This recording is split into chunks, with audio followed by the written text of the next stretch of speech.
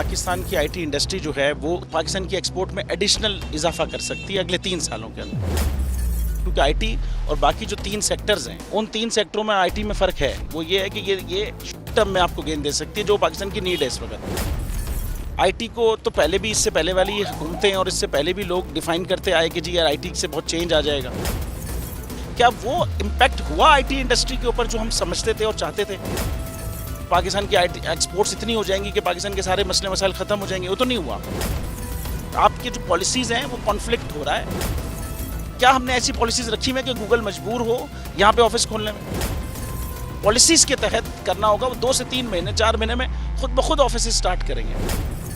जो आपके मुल्क का आईटी का एंटरप्रेन्योर है, $100 मिलियन तो वो बाहरी अकाउंट रोक लेता है। आप उसको मोटिवेट करके उसको फिर फोकस करें, उस पर इंसेंटिव करें, वो आपको 100 आएगा तो आपका 5 टाइम्स इंक्रीज हो जाएगी फौरन।